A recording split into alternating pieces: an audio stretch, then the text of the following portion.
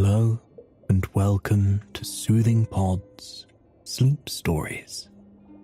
I am Chris, and tonight we journey deep into the heart of South America, where rivers wind like silver threads, mountains rise like ancient sentinels, and a whisper of gold lingers over sacred lakes. We will follow the legends of El Dorado, the lost city of gold, through sacred rituals, daring explorers, and the timeless wisdom of the land's first people. Along the way, we will discover that some treasures cannot be held in hands, but live forever in memory, imagination, and the quiet magic of the world around us. Across the northern reaches of South America, the morning begins in a hush. Thin veils of mist slip between the buttressed roots of ancient trees, and the first light glints upon leaves heavy with dew. The forest does not wake all at once. It stirs in murmurs, a distant splash along a riverbank, a low flutter of wings in the canopy, the single cry of a hidden bird before it fades back into shadow. Everything moves slowly here, as though time itself is softened by moisture and green. Far beyond sight, rivers wind like silver threads across valleys and basins. They rise in cold mountain springs and descend through clouded passes, gathering tributaries and memories as they go. Some flow toward the Orinoco, others toward the Amazon, and still others vanish into marshland and reeds. The waterways form a labyrinth older than any map, their courses bending not by design, but by patience, for the people who lived alongside them. These rivers were not borders or obstacles. They were paths, quiet, unhurried, and alive. Long before any stranger looked upon the land with curiosity or hunger, the region pulsed with civilizations whose stories traveled not in written lines, but in rituals, in traded goods, and in spoken law. Along plateaus and fertile valleys, villages traded emeralds and precious metals for salt, textiles, and food. Trails crossed high savannas and dipped into warm lowlands, linking peoples who knew the land by scent, sound, and season.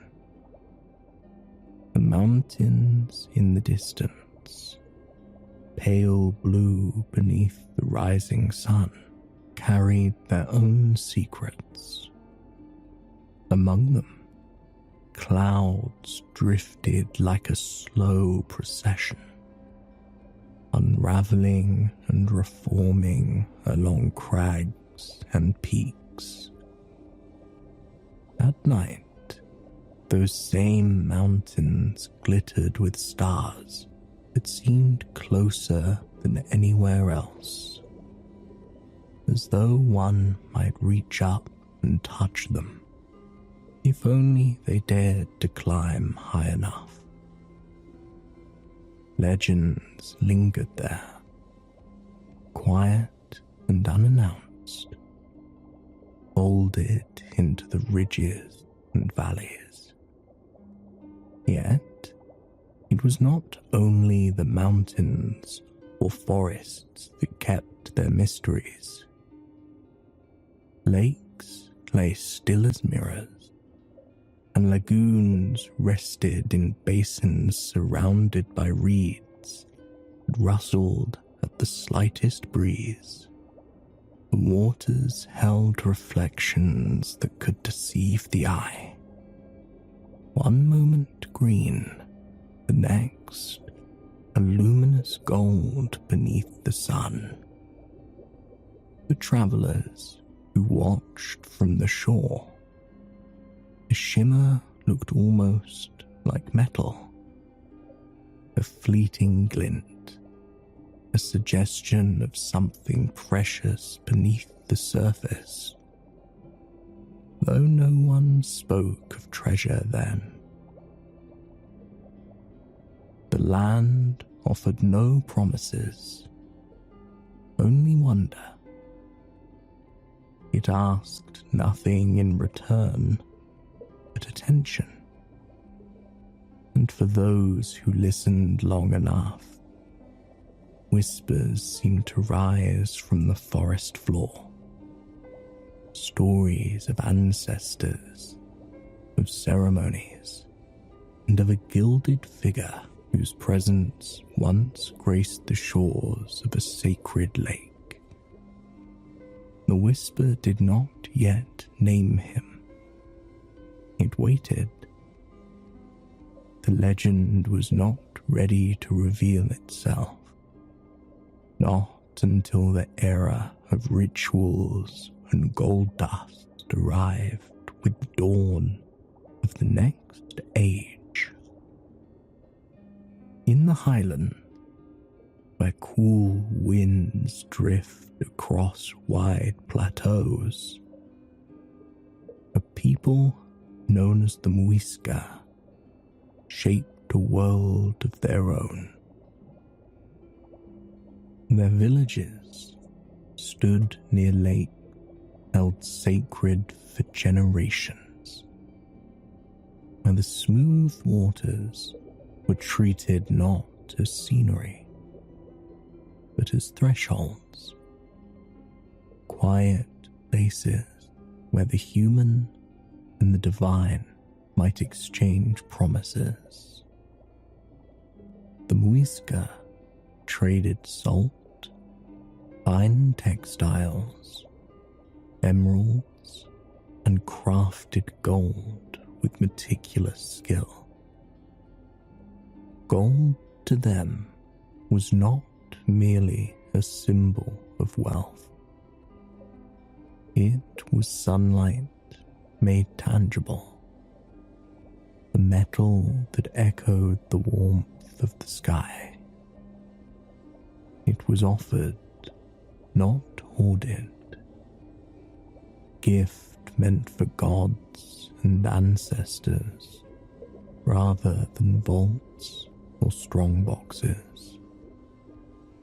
In the form of small tuños, delicate figures shaped of metal, it carried prayers into the depths of still water when a new chief rose to power. The moment was sealed by ceremony rather than proclamation. According to the most enduring account, a chosen successor underwent purification, fasting and honoring the spirits before the final rite.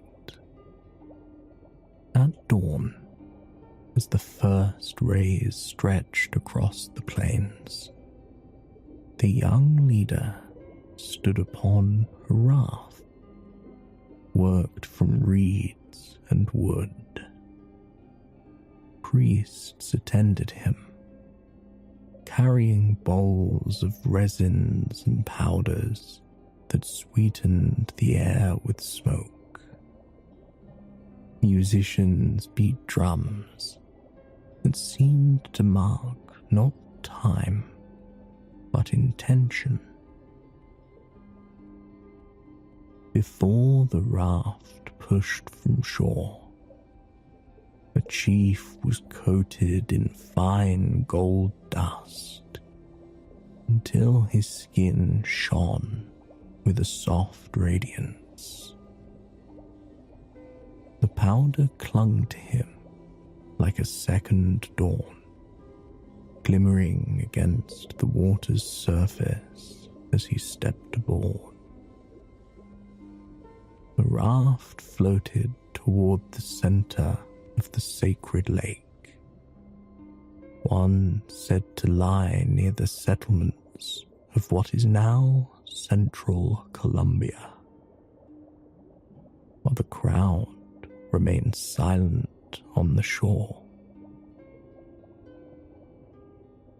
When the vessel reached its appointed place, offerings were cast into the lake. Gold figures, emeralds, and other treasures fell through the water, leaving ripples that widened outward before fading.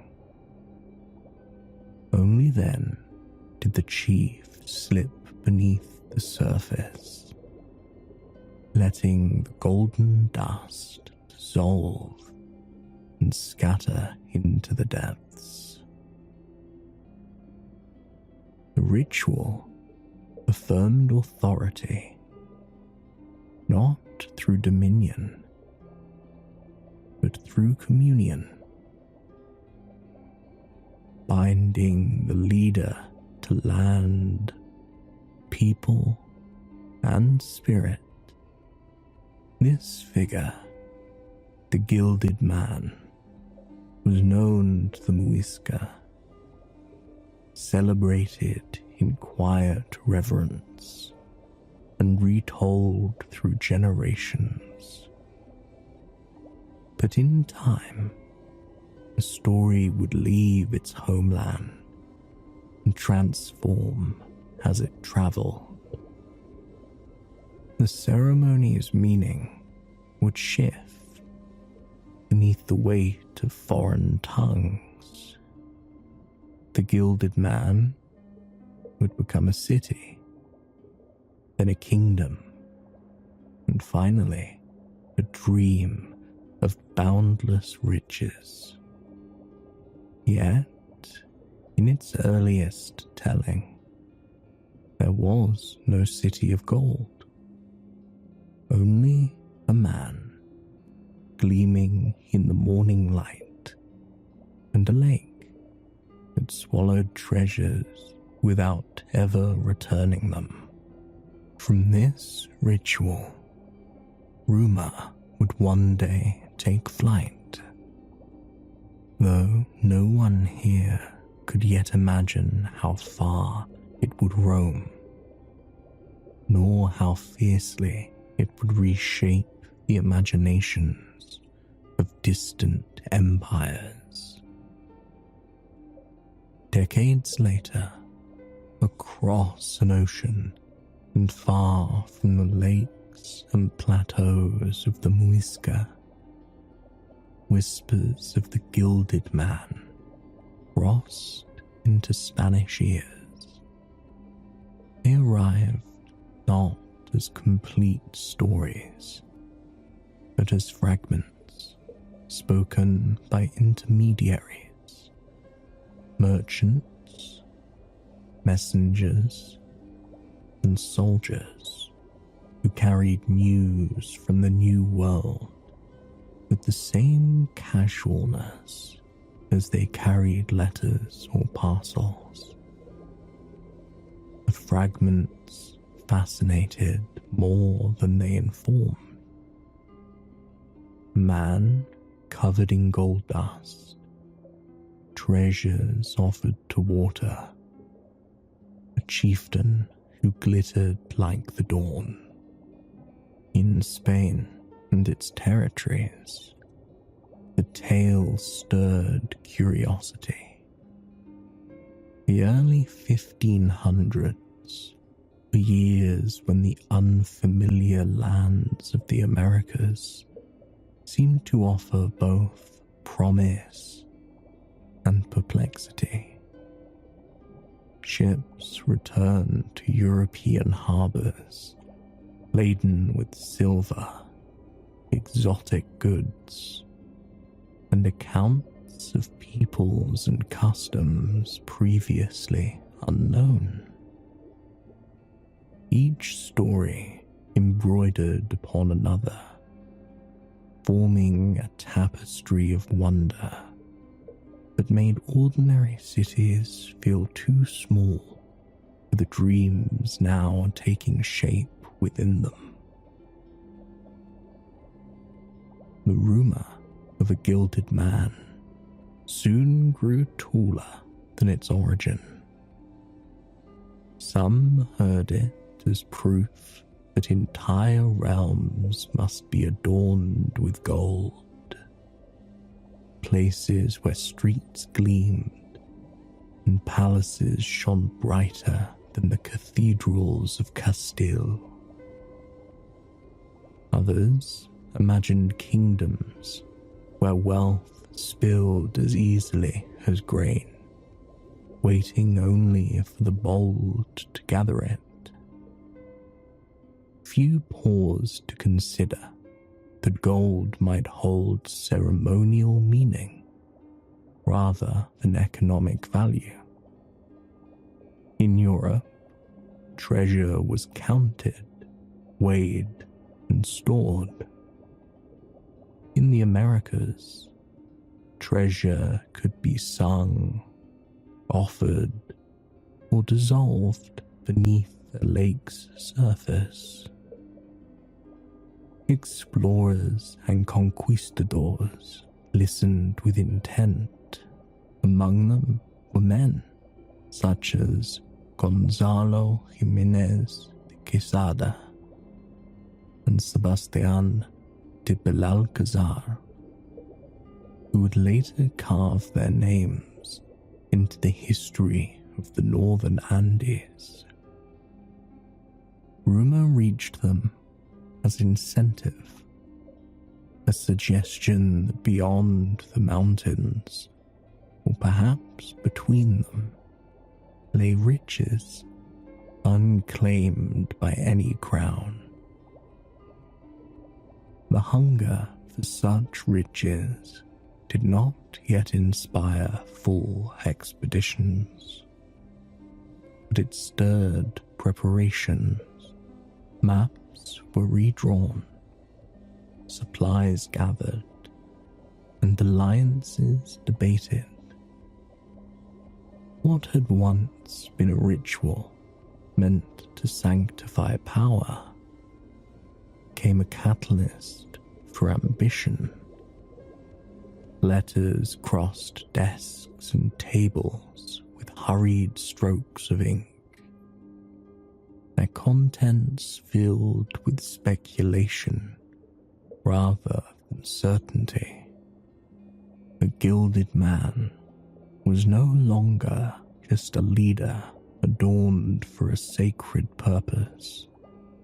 He was becoming a legend shaped by distance and desire.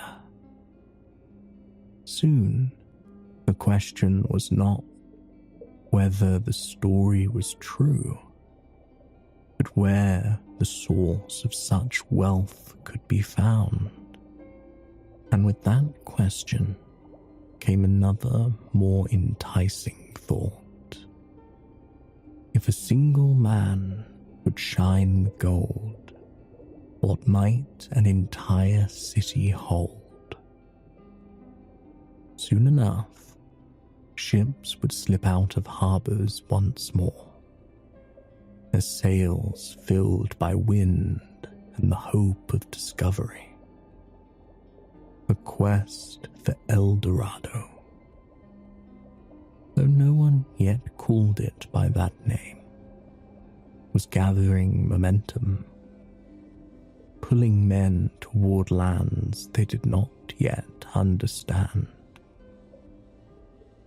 When the first expeditions set out from the northern Andes, they carried less certainty than hope. Supply wagons rattled over stony ground. Horses stamped impatiently, and guides traced routes that had been walked by indigenous traders long before the Spaniards arrived.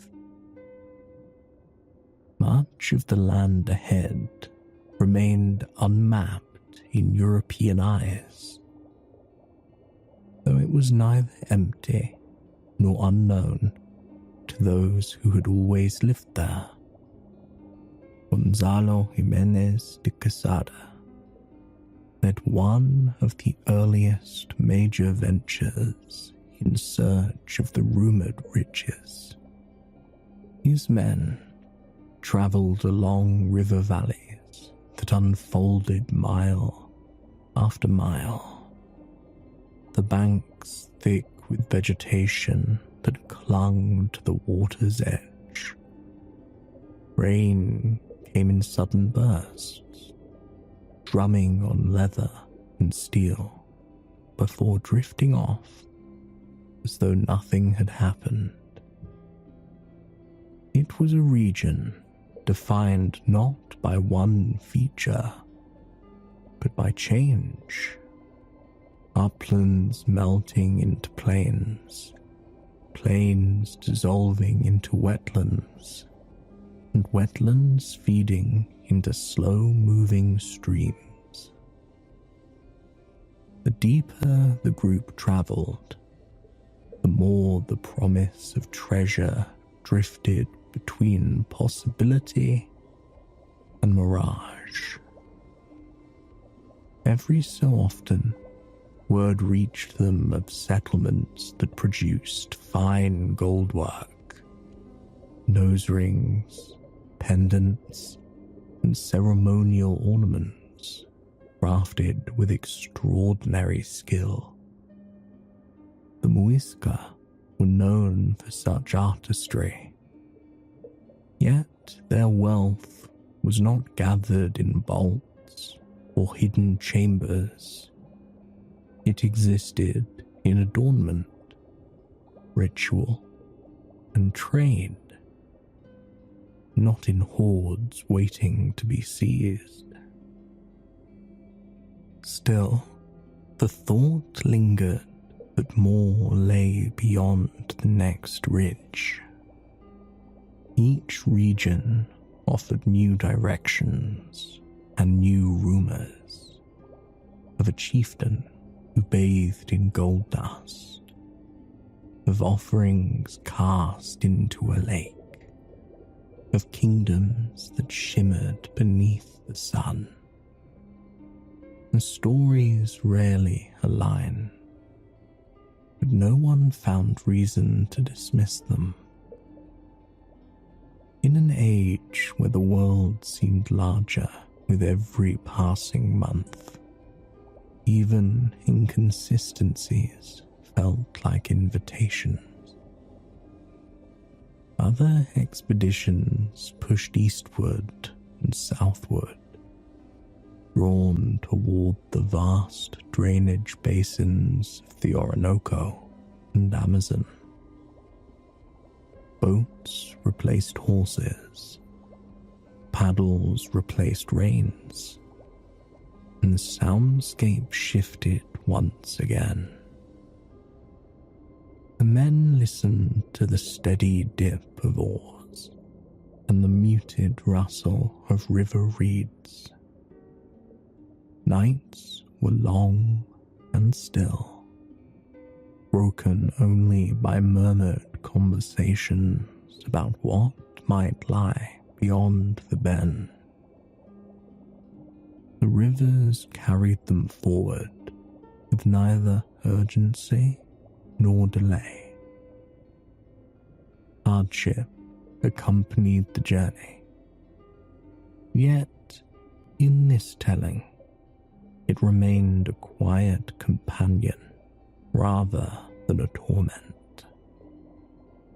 The explorers learned to mend their own gear, to read the sky for storms, and to trade for food when their supplies ran thin. The land offered lessons without cruelty, its challenges more a matter of unfamiliarity than malice. But even as the expedition advanced, the object of the search never came into view. The gilded man continued to exist only in rumor, ever beyond reach, suggesting that if such wealth existed, it must lie farther still. And so, the thought of a single man adorned in gold began to shift again in the collective imagination.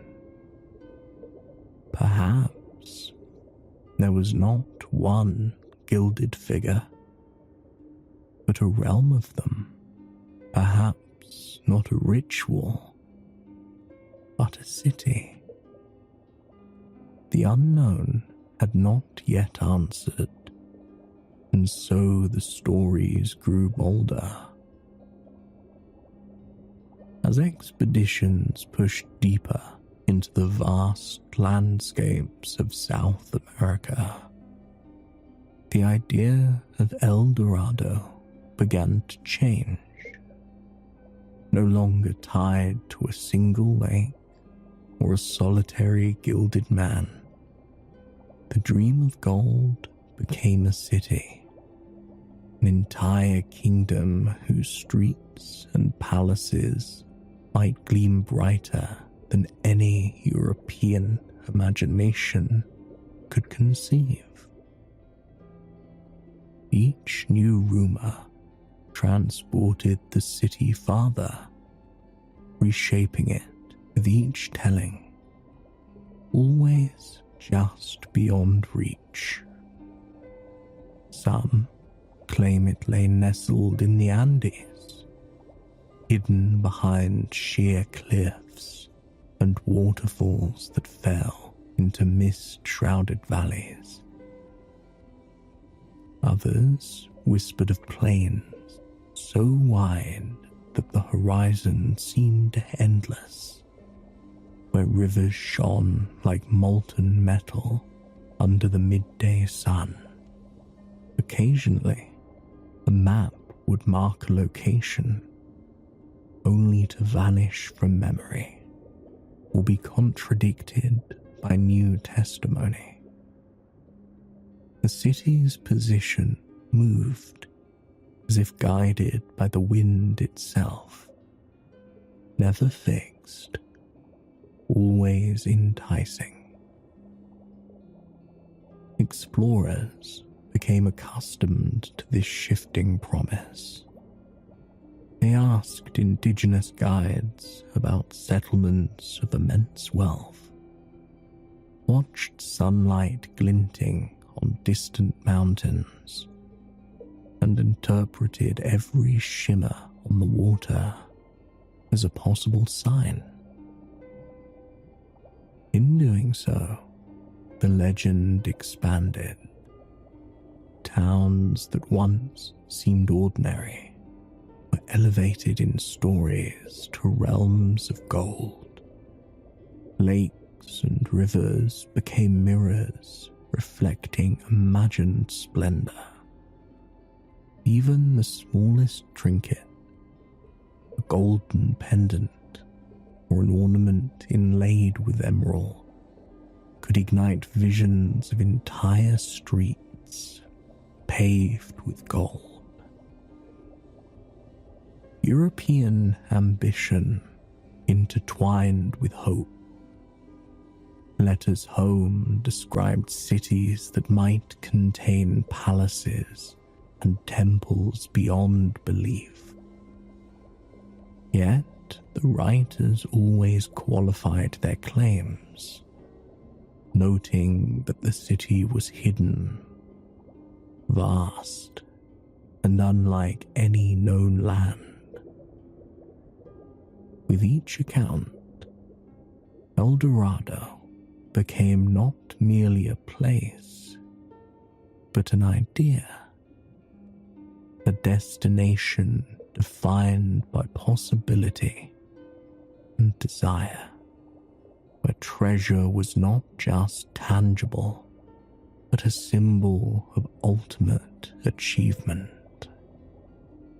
Yet, for every map, for every expedition that departed with resolve, disappointment followed. Rivers proved longer than expected, mountains steeper. Settlements offered hospitality, but no unclaimed treasure. Guides grew weary of repeated journeys, and men began to grasp that the city, if it existed, remained elusive, a phantom shimmering just beyond reach. Still, the legend refused to fade. Each failed search only reinforced its allure. The city might be lost, invisible to those who sought it in haste. Yet its image persisted in the imagination, reshaped and brightened by every retelling. In a land of rivers and mountains, of forests and plains, a city that never was became eternal. Not in stone or gold, but in the desire it inspired. And so, the explorers pressed on, drawn ever onward by glimpses of light on distant ridges, by currents carrying them deeper into the unknown, and by the thought that perhaps the next river bend, the next hidden valley, might finally reveal the fabled city of gold. Amid the high plains of central Colombia, one lake drew attention above all others. Its waters were still, almost unnervingly calm, reflecting the sky in colors that shifted with the day, from soft grey at dawn, shimmering turquoise beneath the noon sun. Locals spoke of it in hushed tones, calling it sacred, a place where the spirits of ancestors lingered, and where offerings could vanish beneath the surface without leaving a trace. This was Lake Guatavita, where the ritual of the gilded man had once been performed. The lake's banks were lined with reeds and steep cliffs, and its surface often appeared to float between worlds, neither fully land nor sky. Generations of Muisca had offered gold and emeralds into its depths, not for personal gain, but as devotion, as prayers manifested in metal. tiny figures, puños, and other treasures had settled on the lake bed, their precise locations hidden from all but those who knew the water's moods. When news of these offerings reached Europe, the lake became a focal point for adventurers and treasure seekers. Men returned, drawn by the thought of riches, and some attempted to drain its waters. Wooden sluices and rudimentary dams were built, channels dug to lower the level, and the lake was scoured for anything that gleamed. In these efforts, fragments of gold did appear, small figures, ceremonial ornaments, even tiny bells, but never the immense wealth that maps and rumor promised. Each attempt revealed enough to excite hope, yet never enough to satisfy desire. What distinguished Guatavita is not the amount of gold, but the story it held. Travelers who approached its banks often recorded more than the potential treasures. They noted the haunting stillness, the way mist gathered in layers over its surface, and how the sun could strike the water at just the right angle to make it appear molten. The lake seemed alive, aware of those who sought to claim what had been offered in reverence. Even as explorers came and went, the rituals of the past remained undisturbed in memory. The gilded man had vanished into legend, but the lake preserved his story, carrying echoes of gold dust dissolved and scattered in water. Each ripple seemed to whisper of devotion, of authority, and of a world where wealth was not measured in accumulation, but in participation, an exchange between human and spirit, offering and acceptance. The allure of Lake Guatavita endured. It became a bridge between history and imagination, between ritual and conquest. For those who ventured near its shores, the lake was a reminder that some treasures, though tangible, were never truly meant to be possessed. And in that delicate tension between what could be seen and what could only be imagined, the legend of El Dorado grew ever brighter, shimmering on the edge of memory and aspiration. In the closing years of the 16th century, across the Atlantic and into the dense forests of northern South America, Sir Walter Raleigh embarked on a voyage that would enter the annals of legend. In 1595, he sailed toward the land of Guyana, following rumors of a city called Manoa, said to gleam with gold and wealth beyond imagination. His expedition traced rivers that twisted through unknown terrain, their waters dark and slow, reflecting skies that shifted from pale dawn to fiery sunset. Canoes and rafts drifted past reeds and floodplains, while distant waterfalls sent mist curling upward, scattering light like liquid jewels. Rayleigh recorded every sight with meticulous attention, not only noting gold or trade, but describing the land itself, hills rising in layers of green, clouds gathering above plateaued valleys, and the dense forest stretching uninterrupted.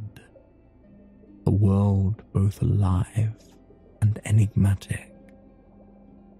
He wrote of rivers so wide they seemed endless, of quiet lagoons where sunlight dappled the surface, and of birds whose calls echoed in ways unfamiliar to European ears.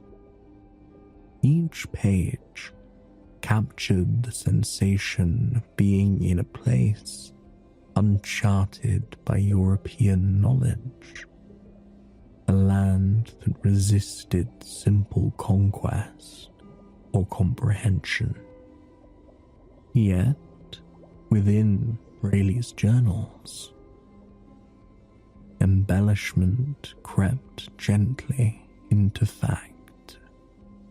Stories of gleaming cities, vast streets paved with gold, and palaces lined with precious metals stirred the imagination of Europe. His writings, circulated widely, ensured that the legend of El Dorado would flourish. What had once been a ritual, a gilded man on a sacred lake, now became a kingdom, a city, a dream that existed as vividly in minds as it did in distant forests. Even as Europeans pursued gold, the land's original custodians held different views. For the Muisca and neighboring peoples, wealth was measured not in hoarded metal, but in its sacred and symbolic significance. Gold was sunlight made tangible, a reflection of life and divine presence, while emeralds were believed to be tears of the gods, each stone imbued with stories and reverence. Offerings were crafted, carried, and deposited not for personal gain, but as communication with the spirit world. Metal was a medium, a language, rather than currency to be accumulated. The contrast between these understandings was profound. Europeans measured value by weight, hoard, and trade, while indigenous perspectives valued the ritual, the gesture, and the connection to ancestry and land. To them, gold's worth was inseparable from its purpose. It shimmered not as a prize, but as part of a cycle of respect, devotion, and harmony with nature. The sacred rituals, once glimpsed only through rumor and fragmentary accounts, were testimony to a worldview in which wealth flowed through relationships, not ledgers. As Rayleigh paddled through rivers and wrote of distant shores, and as the Muisca performed their ceremonies on tranquil lakes, two narratives intertwined without ever fully touching.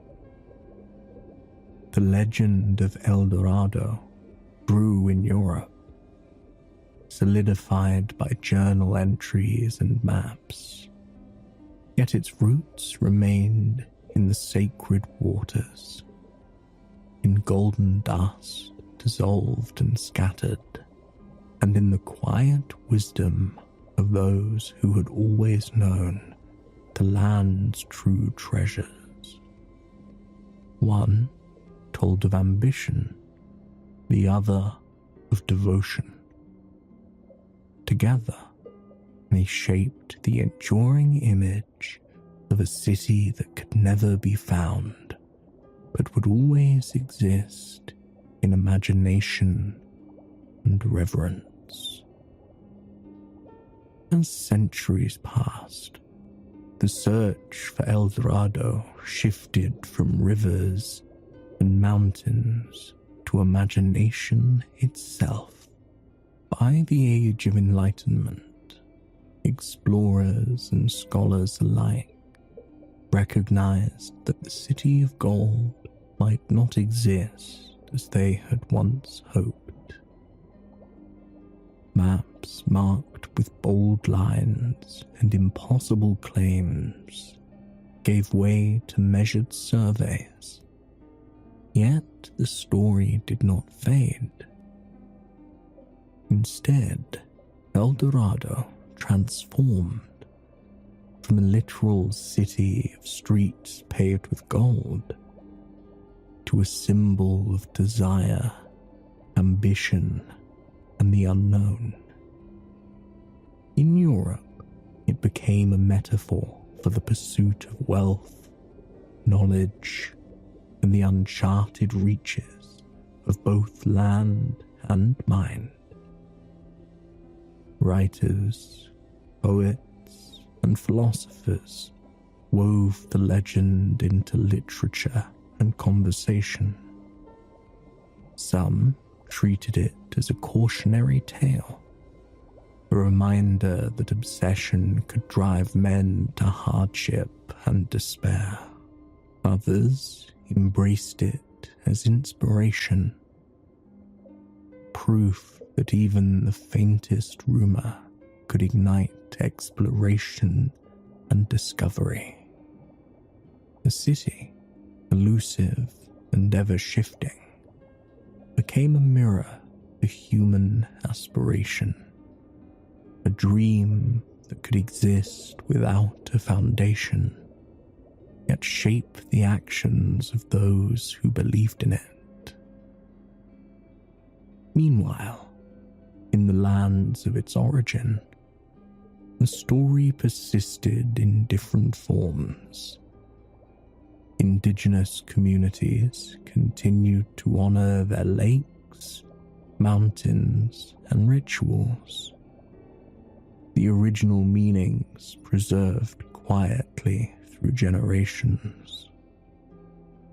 Artifacts once offered to sacred waters remained, hidden or retrieved by archaeologists.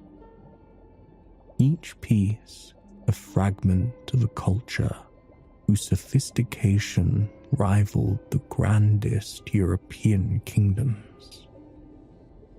Golden tuños, ceremonial ornaments, and emeralds told stories of devotion and artistry rather than conquest.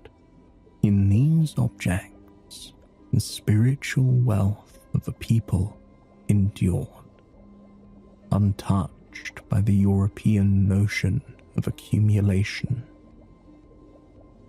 By the 19th and 20th centuries, modern archaeology brought a new perspective. Scholars studied sites across Colombia, piecing together evidence of the Muisca civilization and their practices. Excavations at lakes such as Guatavita revealed ceremonial artifacts, confirming that gold had been used in ritual and not hoarded in massive troves. Although no city of gold was ever found, the discoveries illuminated a rich and complex society, offering insight into the meaning behind the legend. Museums preserved these treasures, and visitors could witness, in the delicate reflection of metal and stone, the cultural depth that had inspired centuries of myth. El Dorado's endurance was not rooted in discovery alone. Its power lay in the stories it inspired, the journeys it prompted, and the questions it raised about wealth, purpose, and imagination. To some, it remained a city waiting to be uncovered.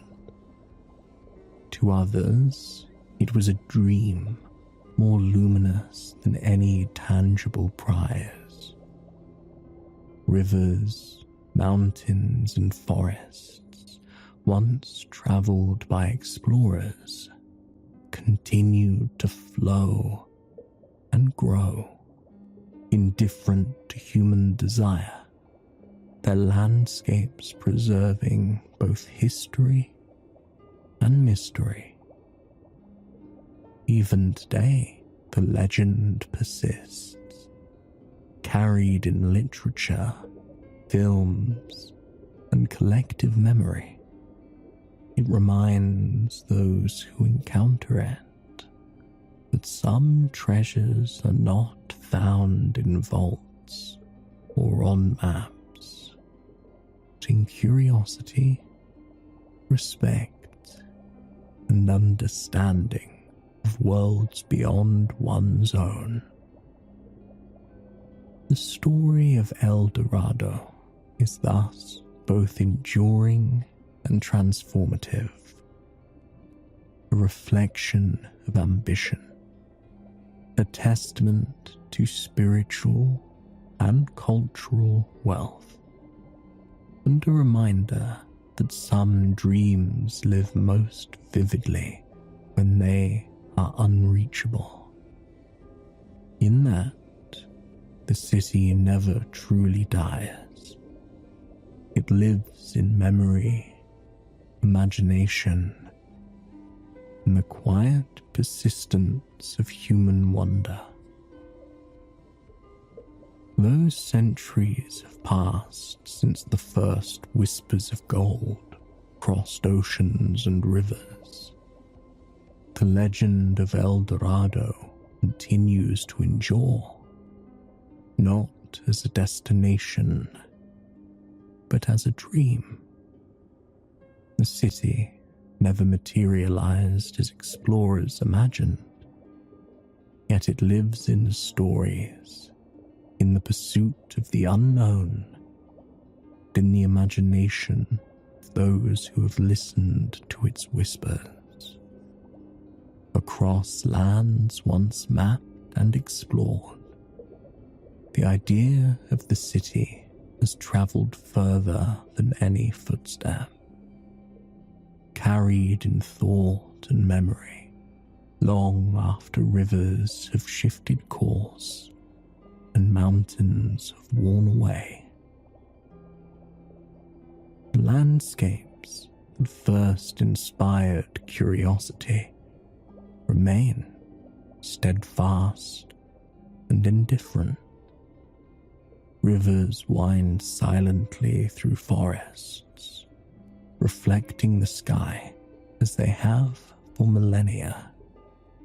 Mountains rise in quiet grandeur, clouds settling along their ridges in slow, deliberate rhythms. Lakes lakes, once the sites of sacred rituals, glimmer beneath the sun with a light that seems to hold both promise and mystery. Nature does not reveal its secrets quickly, nor does it yield them entirely. And perhaps this is what makes a legend eternal. The tension between what is sought and what remains just beyond reach. For the people of the land, past and present, El Dorado was never only gold. It was a reflection of devotion, creativity, and the sacred connection between humanity and the world. The Muisca's offerings to lakes, the careful crafting of golden figures, and the reverence shown in rituals all endure as quiet testimony. These acts, once misunderstood by distant explorers as mere pursuit of treasure, reveal a different wealth, one measured in meaning, memory, and the bonds between generations. To those who have traveled in search of it, the city became a mirror desire. Maps and journals carried European ambition across uncharted waters, and for every river bend or mountain pass, hopes rose and fell. Yet, even in failure, the story grew stronger. It shifted, adapting to time and imagination, until El Dorado was no longer bound to geography. It became a symbol of longing, a reminder that some treasures exist not to be possessed, but to inspire. And so, the legend reaches its quiet conclusion in the stillness of the landscape. Forests continue to breathe, rivers continue to flow, and the mountains hold their secrets with patient dignity. The wind moves over plains and valleys, stirring leaves, rippling water, and scattering sunlight as if to carry the story onward. In the play of light on emeralds and gold artifacts preserved in museums, in the reflections of lakes that once held offerings, the city persists in memory, unclaimed yet luminous.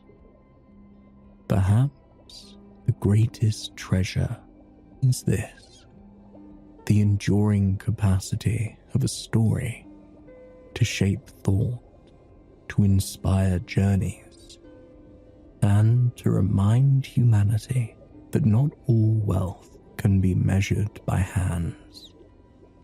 Some riches are held in wonder, some in reverence, and some in the quiet understanding that the pursuit itself transforms those who seek.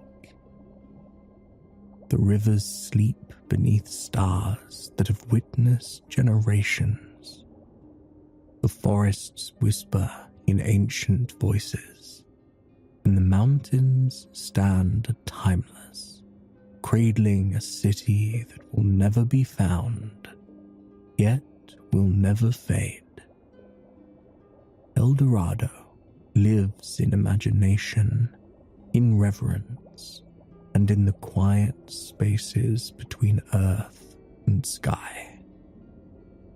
It is both lost and eternal, a reminder that some dreams are too precious to be possessed, and that in longing lies a wealth far beyond gold. I hope you enjoyed tonight's story, and that it has brought you a night of peaceful, restful sleep. Please join me again tomorrow night for another sleep story.